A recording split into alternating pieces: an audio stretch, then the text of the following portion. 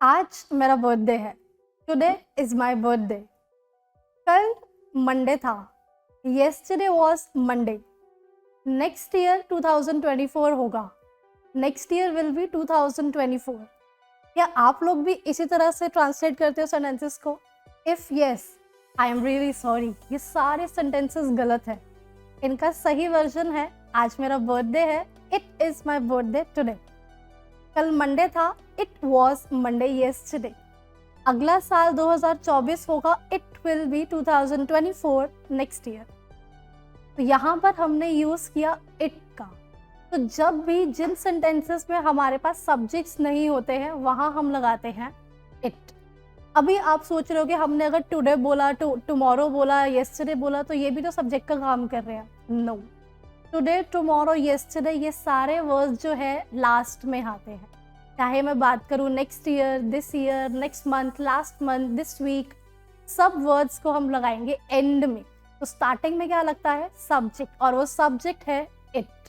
So today we will learn uses of it in different situations and you will be very careful while using the sentences और कहाँ हमें subject क्या लगाना है, you will be very clear with this video. So let's see the first rule of it where we can use it as a subject. So first one is climate or weather. जब भी हम बात करते हैं मौसम की, तो मौसम के टाइम पर हम हमेशा स्टार्टिंग में लगाते हैं इट। फॉर एग्जाम्पल, अगर मैं कहूँ गर्मी है तो I will say it is hot. ठंड है, इट इज कोल्ड। ठंड थी, इट वॉज कोल्ड। बहुत ठंड है, इट इज बाइटिंग कोल्ड। और I can say it is shivering cold. Shivering means कांपना और बाइटिंग मीन्स कटकटाना। जैसे ठंड में हमारे दांत कटकटाते हैं तो वहाँ हम बोलते हैं it is biting cold. If I से बारिश हो रही है तो इट इज रेनिंग। बहुत जोर की बारिश हो रही है, it is raining cats and dogs. और you can say it is raining heavily. And if I say बूंदाबांदी हो रही है, बिल्कुल हल्की हल्की बारिश हो रही है, तो at that time I will say it is drizzling. बादल गरज रहे हैं, इट इज थंडरिंग। बिजली कड़क रही है, इट इज लाइटनिंग। तो ये जितने भी हमने मौसम की बात करी, so we will always say it. Climates और वेदर्स के लिए we are simply using it is dash, जो भी वेदर है। अगर आपके पास में जाएंगे तो we can simply say it was, right. तो क्लाइमेट के लिए फर्स्ट सिचुएशन में we are using it. Let's talk about second situation. Second situation is all about calendar details. Calendar में क्या क्या चीज़ें आती है? Date, day, month and year. तो जब भी हम इन चार सिचुएशंस की बात कर रहे हैं, there we will use it. For example, अगर मैं कहूँ आज मंडे है, so it is Monday today, and में जाएगा। अगर मैं कहूँ कल संडे था, it was Sunday yesterday.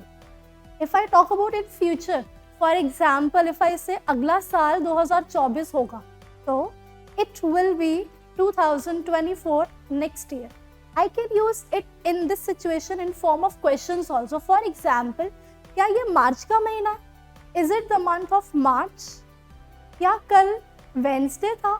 Was it Wednesday yesterday? क्या अगला साल 2024 होगा? Will it be 2024 next year? क्या ये जनवरी का महीना चल रहा है? Is it the month of January? क्या आज मंडे है? Is it Monday today? तो चाहे हम बात करें डेट की, डे की, मंथ या ईयर, तो किसी भी चीज़ के लिए वी कैन यूज इट। चाहे वो प्रेजेंट में है, पास्ट में है, फ्यूचर में है, या फिर वो क्वेश्चन फॉर्म है या सेंटेंस फॉर्म है, तो we can use it in the form of calendar details. Let's see another use of it, that is all about non living things. For example, अगर मैं कहूँ आपके हाथ में अगर फ़ोन है या लैपटॉप है, तो you will simply say it is a phone, it is a laptop, right. अगर मेरे हाथ में पेन है तो I will simply say it is a pen, it is a pencil, it is a book. तो कोई भी नॉन लिविंग चीज़ की बात करेंगे, so there we will use it. Similarly I can talk about another situation that is all about animals. Now कोई भी जानवर जब जा रहा होता है, फिर animal is passing by, so we don't generally know the gender, right. Generally लोग इसमें ही और शी यूज करते हैं, दैट इज नॉट रॉन्ग, लेकिन उसकी जगह हम इट का यूज भी कर सकते हैं। For example, if I am saying it is a dog, तो ये गलत नहीं है, it is correct. If you are saying he is a dog, that is also fine, but better is it. Or let's take more examples. It is a cat, it is a parrot, it is a rabbit. For example, now you are using it in a paragraph form. I'll say dog is a faithful animal. It has 4 legs. It has a tail. तो यहाँ पर मैं ही की जगह जब मुझे dog के ऊपर पैराग्राफ लिखना है तो मैं क्या यूज़ कर रही हूँ? It instead of he. Same when I talked about non living things, हमने प्रीवियस जो सिचुएशन देखी वहाँ हमने देखा नॉन लिविंग थिंग के लिए भी यूज़ कर सकते हैं. फॉर एग्जाम्पल आई से I live in India, right. India is my country की जगह बार बार इंडिया इंडिया बोलने की जगह आई से it, right. It has many states. It is a developing nation, right. तो जब भी हम नॉन लिविंग थिंग की बात करें या हम बात करें एनिमल्स की तो हम वहाँ यूज़ करेंगे it. We can use it many more situations. Let's understand other situations, right? For example, another situation here is about expressing your feelings. Now, let's take example. आपकी मम्मी ने खाना बनाया. जब मम्मी खाना बनाती है, sometimes she asks कैसा बना, right? And you express your feelings in that. अगर आपको बहुत पसंद आता है, how do you say? It's yummy. और yummy की जगह we can say it delicious. Delicious की जगह you can also use the word scrumptious. सबका मीनिंग एक ही है, that is tasty. Now suppose नमक ज़्यादा हो गया तो how would you say? It is salty. और अगर मिर्ची ज़्यादा है इट इज़ स्पाइसी. ज़्यादा तेल डल गया इट इज़ ऑयली. और अगर फीका हो गया so you say it is insipid. Insipid is known as फीका. तो यहाँ पर हम अपनी एक्सप्रेस कर रहे हैं फीलिंग्स को. तो जहाँ पर भी हम फीलिंग एक्सप्रेस करेंगे वहाँ पर हम क्या यूज़ करेंगे? It. Similarly, another situation is all about expressing feelings के साथ साथ we can also talk about giving opinion. Now let's say हम अपना कहीं पर भी opinion दे रहे हैं. For example, you guys are learning English. If you are watching this video, it's obvious you are learning English, right? तो कुछ लोगों को यहाँ पर English मुश्किल लगती है, कुछ लोगों को आसान लगती है. Some says कि इंटरेस्टिंग है, मज़ा आता है सीखने में, और कोई कहते हैं जैसा भी है सीखनी बड़ी ज़रूरी है, राइट. तो अगर आप ये सारी अपने इमोशंस को एक्सप्रेस कर रहे हैं, अपने ओपिनियन को दे रहे हैं, तो वहाँ पर हम यूज़ करेंगे इट. फॉर एग्जाम्पल, इंग्लिश सीखना आसान है, it is easy to learn English. मुश्किल है, it is difficult to learn English. You can also use the word hard. It is hard to learn English. और मज़ा आ रहा है सीखने में, it is interesting to learn English. ज़रूरी है, it is important to learn English. और you can say it is necessary to learn English. कहीं पर भी अगर आपको ओपिनियन देना कि ऐसा करना पॉसिबल है, संभव है, तो it is possible. For example, it is possible to learn English.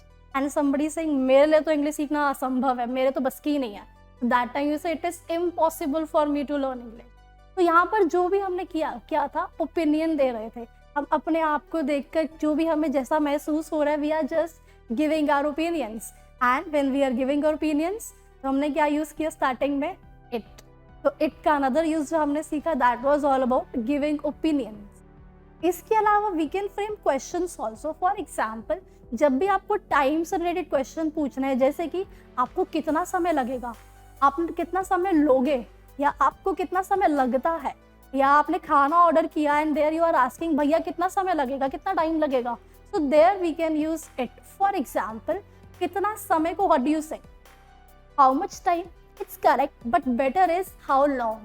So instead of saying how much time will it take, I would recommend you to say how long will it take. तो जब हम future में बात करते हैं कि भैया आपको कितना समय लगेगा, how long will it take. खाना बनने में कितना समय लगेगा, how long will it take to cook. और अगर मुझे पास्ट में बात करना है तो I would say did.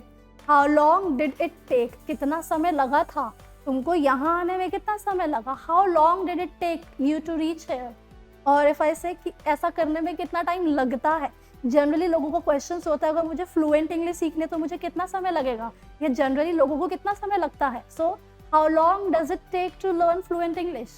तो जब यहाँ पर हम क्वेश्चंस पूछ रहे हैं, प्रेजेंट में I am using does, past में I am using did, and in future I am using will.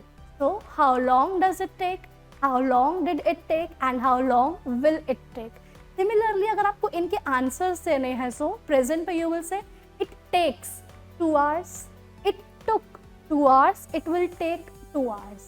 Present में takes लगाया, पास्ट में took लगाया क्योंकि सेकेंड फॉर्म यूज करेंगे, एंड फ्यूचर में will के साथ first form, right. So for asking questions also we are using this pattern, how long does did or will, and then it was form, take, right? And the last situation of this tense is it के लिए हम use कर सकते हैं time. तो जब भी हम बात करते हैं time बताना, there also we can use it. For example, अगर आपसे पूछा जाए क्या time है अभी, what is the time? So you simply say it is 9 o'clock, it is 10:30, right? लेकिन इन सिचुएशंस की जगह हम इसको इम्प्रेसिव मैनर में भी टाइम बता सकते हैं. फॉर एग्जाम्पल, अगर मुझे बोलना है कि अगर 9:05 है तो I will say it is 9:05.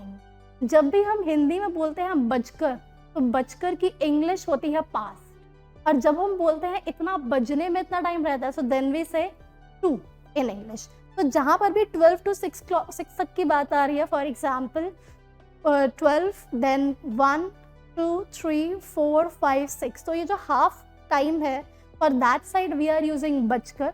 और जैसे ही 6 का मिनट हैंड क्रॉस हो जाता है, देन वी स्टार्ट सेइंग 2 बजने में, क्योंकि हम अगला आर देखना स्टार्ट कर देते हैं, right. So now when we are talking about all this thing, अगर मैं बोलूँ 4:05 है, तो I will not say it is 4:05, I will say it is 5:04. Hindi में तो हम बोलते हैं 4:05, मिनट्स बाद में है, लेकिन इंग्लिश में अपोजिट हो जाता है, मिनट्स पहले आ जाते हैं, आर बाद में आ जाएगा. तो it will say it is 5:04. अगर मैं बोलूँ 4:10, तो इट इज़ 10:04. सिमिलरली अगर मैं कहूँ 4:15, तो अब ये 1/4 एरिया हो गया है, तो 1/4 एरिया को आई से क्वार्टर, तो I will say it is 4:15. Now if I talk about 4:20, it is 20:04. 4:25, 25:04. 4:30, अब हाफ टाइम हो गया है, तो हाफ के लिए will simply use it is 4:30. अब अगर आप देखो तो 6 तक पहुंच गए हैं, अभी 6 क्रॉस हो जाएगा, तो जैसे ही 6 क्रॉस होगा हम नेक्स्ट आर देखेंगे. 4:30 बज चुके हैं, अब हम देखेंगे 5 बजने में कितना टाइम रहता है. तो अगर मैं बोलूँ 4:35, तो 5 बजने में 25 मिनट है, तो I will say it is 25 to 5, it is 20 to 5, it is 4:15 to 5, it is 10 to 5, it is 5 to 5, and it is 5 o'clock, or you can say it is sharp or it is exact 5. So these all were the situations where we can use it.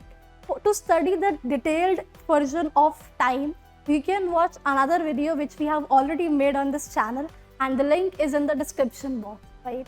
I hope you are clear with the uses of it, and for your feedback, will let us know in the comment section. Do not forget to subscribe our channel.